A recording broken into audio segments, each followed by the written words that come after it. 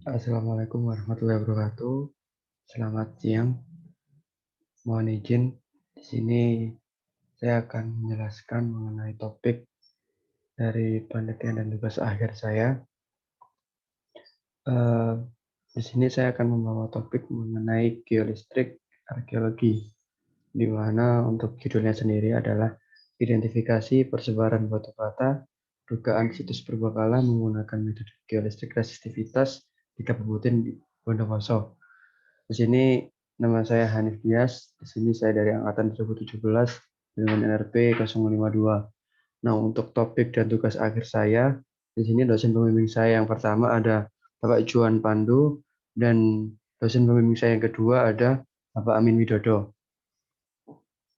Selanjutnya, di sini saya akan menjelaskan ada 4 outline untuk seminar proposal yang saya kali ini. Di sini ada pendahuluan, lalu ada tinjauan pustaka, metodologi, dan terakhir ada grafik perencanaan.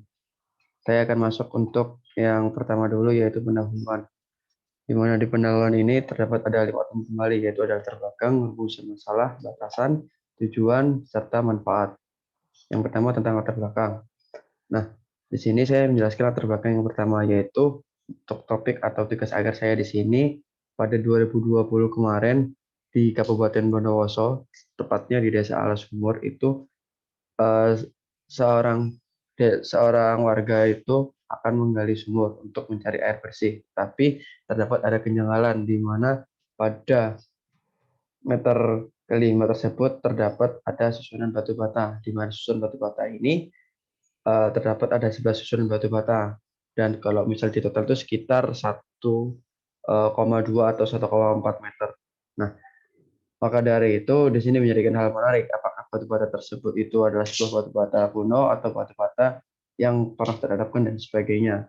Nah, apabila dilihat dari kotanya, yaitu kota Bondowoso, terdapat banyak sekali peradaban mengenai situs megalitikum di Bondowoso. Nah, ini menjadikan menarik, apakah Bondowoso ini hanya sampai di sejarah megalitikum saja, atau ada sejarah hingga ke zaman kerajaan begitu. Jadi di sini ada sebuah cerita yang menarik yang perlu diunggah untuk dikenang juga ceritanya. Nah, maka dari itu di sini perlu memerlukan sebuah metode geofisika untuk memetakan bawah permukaan seperti apa bawah permukaannya dan anomali itu terdapat pada di daerah mana tempat mana begitu. Nah, untuk pada metode geofisika yang saya pakai adalah dengan metode geolistrik. Metode geolistrik adalah metode geofisika yang belajar di sekitar bumi dan seleksi permukaan di bawah bumi. Jadi di sini dengan aliran listrik. Jadi nanti metode geofisika ini adalah menyediakan arus, nanti terdapat ada beda potensialnya, nah atau di situ tercatat ada nilai resistivitas semuanya begitu. Nah, hasilnya adalah berupa resistivitas bawah permukaan. Jadi tiap batuan memiliki resistivitas yang berbeda. Nah, itu nanti yang diidentifikasi terdapat lapisan apa saja atau terdapat anomali yang ada di dalam penelitian saya. Jadi penelitian ini bertujuan untuk mengetahui kondisi permukaan yang juga tersedia batu bata dugaan situs purbakala begitu. Nah, untuk objek interestnya adalah batu bata dugaan situs purbakala. Selanjutnya, untuk rumusan masalah di sini, yang pertama saya mencakupi ada dua. Pertama ada model bawah permukaan seperti apa, yang kedua adalah persebaran batu bata itu terdapat pada mana saja, terdapat pada lintasan mana saja begitu. Lalu yang kedua adalah batasan masalah dari sini saya hanya menggunakan konfigurasi Wiener. Yang kedua adalah lingkupnya itu memang hanya di sekitar desa alas sumur saja penemuan dari batu bata tersebut. Selanjutnya ada tujuan yang bermanfaat. Tujuan yang pertama adalah mengetahui litologi serta menjawab dari rumusan masalah tadi, yaitu adalah mengetahui persebarannya di mana saja. Nah, manfaatnya apa sih? Nah, manfaatnya adalah proses ekskavasi. Jadi apabila nanti bisa ditemukan ada catatan sejarah itu bisa menjadi sebuah ekskavasi yang bisa menjadikan uji validasi apakah benar adanya tersingkap banyaknya pemukiman zaman dahulu atau cuma hanya ada tersingkap cuma batu bata saja begitu. Dan prosesnya juga sangat menghemat biaya. Jadi setelah mengetahui tempatnya di mana, laka eksekusi di titik itu agar lebih efisiensi dan biaya lebih murah.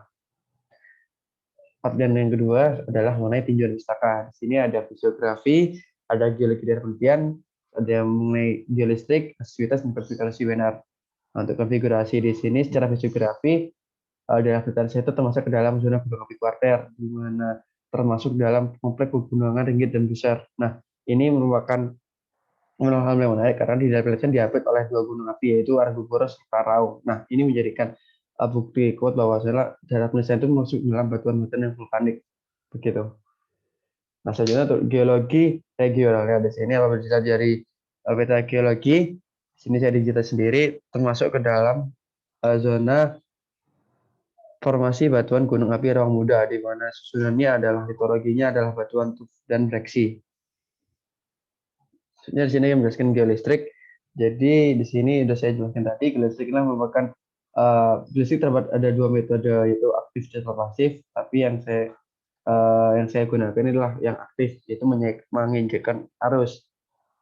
Nah, untuk itu di sini metode ini menggambarkan bawah permukaan, di mana dengan menjadi stabilitas listrik dari tiap-tiap batuan atau tiap lapisan dari bumi ini, di mana secara dasarannya adalah bumi ini bukan hanya terdapat dari satu lapisan batuan saja, tapi terdapat dari beberapa lapisan batuan yang penyusunnya. Nah, untuk proses keluar dari geotek sinilah menginjekkan arus yang saya sudah sebutkan tadi, lalu terdapat ada elektroda batuan. Jadi nanti bacaannya terdapat di elektroda di potensial. Nah, konsep geodetik ini seperti dengan hukum Ohm. Jadi potensial listrik, terus ada arus, juga ada resistansinya, transisinya, gitu. Jadi ini adalah gambar untuk penginjekan arus terdapat dari satu elektroda saja, sedangkan yang ini terdapat ada dua elektroda. Jadi ada elektroda arus dan elektroda potensi.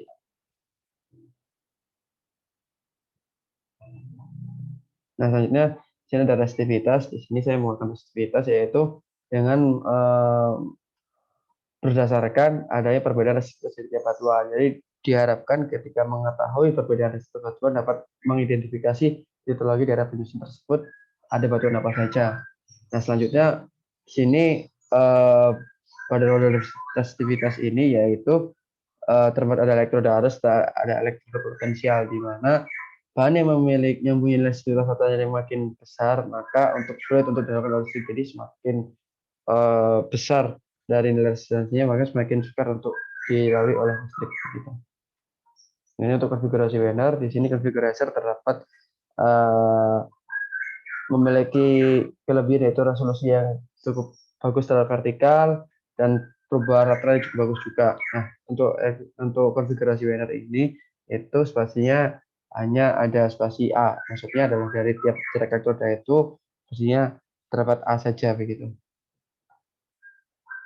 Nah, untuk selanjutnya ada metodologi. Di sini dari penelitian saya, yang pertama ada literatur serta survei lapangan yang sudah saya lakukan, lalu melihat dari data geologi regionalnya, melakukan analisis data, lalu mendapatkan data geolistrik, lalu mengubah format data tersebut sesuai dengan software yang digunakan, lalu memasukkan input ke dalam software yang digunakan, lalu mengatur parameter inversinya, lalu apabila penambangnya sudah mencapai nilai di bawah kurang dari 5%, bisa lihat dari penampangnya lalu diinterpretasi. Nah, apabila belum mencapai nilai RMCR masih di atas 5%, maka bisa mengubah dengan perubahan parameter inversinya hingga mencapai kurang dari 5%. Nah, ini merupakan desain akuisisi saya. Jadi terdapat 4 lintasan, di mana lintasan yang pertama itu berarah timur barat, di mana lintasan pertama yang saya pertama adalah dengan memotong dari arah dugaan ke menerusan. Jadi arahnya adalah untuk batu bata terdapat ada di dua sumber dengan arah tenggara barat laut. Jadi saya memotong lintasan pertama, apakah tepat di tengah-tengah lintasan terdapat anomali atau tidak. Nah, untuk lintasan yang kedua itu lebih mengarah ke tenggara. Apakah kemenerusan itu hingga sampai ke tenggara? Maka terdapat ada lintasan yang kedua. Lalu lintasan yang ketiga adalah dengan dugaan arah tenggara barat laut. Nah, apakah ada pola kemenerusan yang lainnya? Jadi dilakukan penarikan garis secara tegak lurus ke arah timur laut. Jadi memotong tegak lurus begitu. Jadi untuk itu lintasan yang ketiga, lalu lintasan yang keempat masih sama, apakah ada kemerusan hingga arah barat laut. Jadi itu merupakan desain akuisisi penelitian saya. Selanjutnya ada pengolahan data, input data resistivitas, data inversinya, saya menggunakan square, terdapat 5% errornya. Kalau misalnya sudah 5%, interpretasi, kalau misalnya belum bisa di edit dan sebagainya untuk mengatur parameter inversinya. Lalu yang terakhir di sini ada jadwal kegiatan saya dari awal hingga akhir.